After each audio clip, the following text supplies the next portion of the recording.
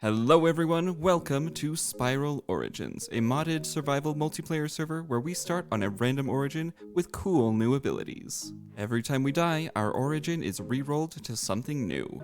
There are more than 60 possible origins, each with their own abilities and weaknesses, and I can't wait to see what we're going to get first. Thanks as always for tuning into DiscoTech. Let's hop right in. Okay, ladies and gentlemen, here we are. The server has just barely opened, and we are all set with our brand new origin. Now, nothing looks particularly different for us, so it's not something that is super obvious right off the bat. But if we open up our little origin menu here, this is our origin. We are a hare. A race of well-traveled, intelligent rabbits that hop at such a speed they can skip across water. Ooh, that sounds fancy. Hot hops. Hopping while sprinting allows you to leap forward. The amount you leap increases after each hop. Superfall. By sneaking while in the air, you are able to fall at a faster rate, preventing fall damage. That's going to be very useful. Frail. You receive more damage from non-entity sources. It's unfortunate, but we will try to be careful. Vegetarian, you can't digest any meat. So this is a pretty significant change. We wouldn't be able to eat steak, for example. We've got barrels with sort of starting food for people to make sure that they are not going to be starving to death immediately, but we won't be able to eat any of this meat. We should, however, be able to eat both cabbage rolls and bread, so I am going to take some cabbage rolls with me. And then what was at the bottom here? Let's see. Drenchable fur. As a creature susceptible to water, you are unable to move as quickly whilst in water. Means that we're not going to be able to do too much swimming. Water skipper, you are able to stand on the surface of water for a short amount of time whilst at maximum hopping speed. So as we use, I assume, this ability, the amount you leap at increases after each hop until we get to maximum speed. I'm assuming that will let us hop on water. Then small appetite, you exhaust slower than others, thus you are able to eat less. Lovely. Alright, well, we are going to grab a waystone as well. And we've already got one set up here. This is the spawn area. This is where everyone is going to be spawning in. Let's head across the ocean. Why not? We're on a little island here. I want to see if we can find something a decent distance from everything else. Oh, and you hear that we got a little sound effect. So let's test this out. Oh, that is so cool. I love that. This is going to be very useful. Now, I think the first thing that I am going to do is get a little bit of distance from the spawn. Everyone who's on the server had the privilege of kind of checking out this seed beforehand, and I know that there is a nice little area to the southwest of spawn where I think I want to set things up. Ooh, and we're seeing a shipwreck along the way. Now, we are going to need to be a little bit careful because, as you saw earlier, we don't move around very quickly in water. So, how is that going to affect checking this thing out? Okay, it's not terrible. We're able to make our way in and out of things without too much trouble, but I can definitely feel the difference there.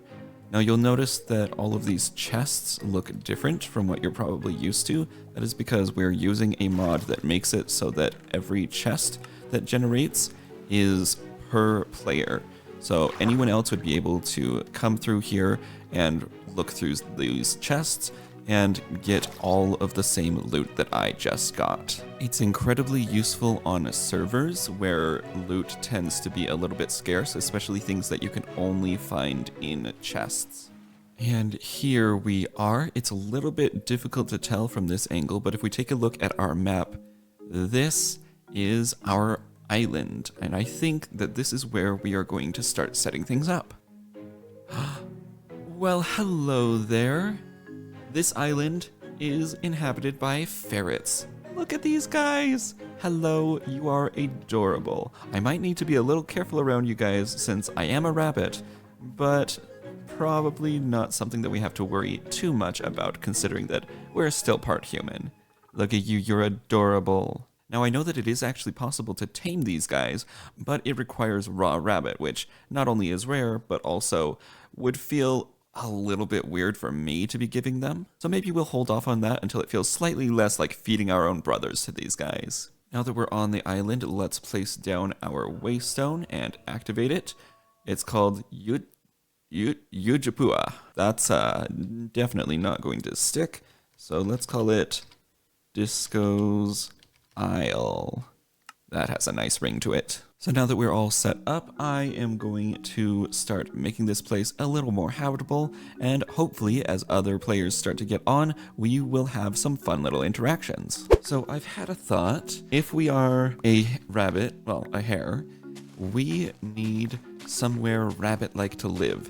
And what better way to do that than by building a little burrow, a little warren, what are the things rabbits live in called? It's one of those, it might be both of those, I don't know. And so my thought is, let's build ourselves a little mound. Now it's not going to be completely out of dirt, I'm not that clueless when it comes to building, but it is going to be very earthy. And a block which I found that I think is really going to help with that is this. This is peat from over the biomes we've gone, and we found it over here in this gorgeous biome you can see off in the distance. So we found that. We also found these maple logs and this ebony log, which the trees that give these things are huge, so we were able to get a ton of them. So I am going to see if we can use all of these new materials to make something a little bit fancy. I have no idea how that's going to turn out. I'm completely freehanding this. No Lightmatica, no designing in a creative world, no nothing.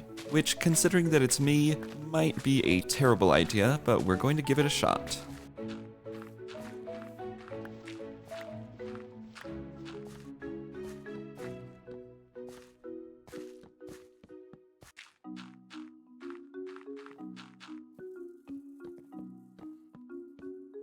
Little update on our progress. I think things are looking pretty good. The layout is a little bit basic. I haven't done too much texturing yet, and I do have a plan for what we're going to do on the roof, but from the outside, it looks okay. Definitely a lot of detail work still going to go into this, but it is most certainly a rabbit hole. As you can see, I've also been working on the area around the base. We've got a bunch of cows here. We are trying to get some leather so that we can make ourselves a backpack.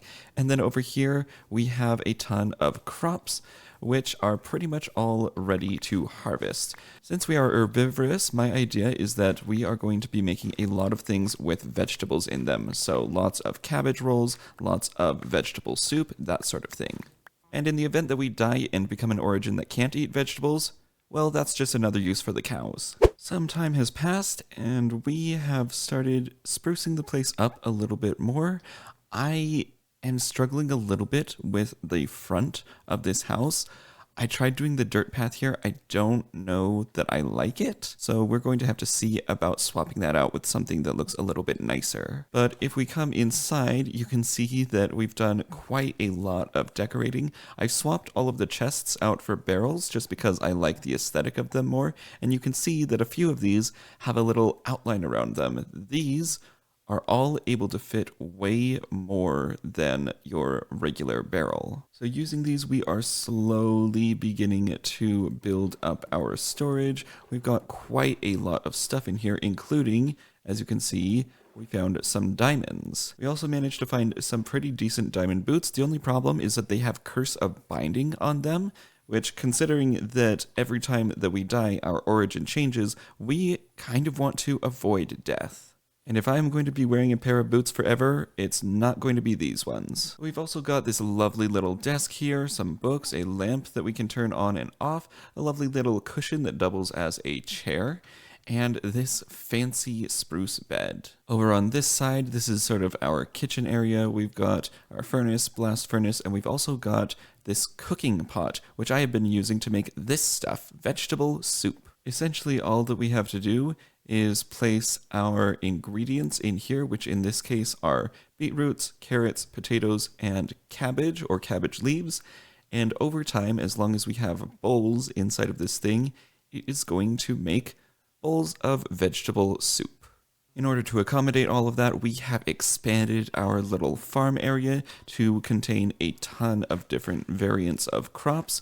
I don't think in the history of my time playing Minecraft that I've ever intentionally grown beetroots, but they've proven to be very useful. So now that we've got a nice little home as well as some crops in the works, I think that now is the perfect time to dive into the Create mod. Yes, we have the Create mod on this server, and if you've been following my recent Let's Plays, you know that I have been using the mod quite extensively recently. It is a different version of the mod because all of the recent updates have not been added to the Fabric version of Create yet, but we've still got all of the basics.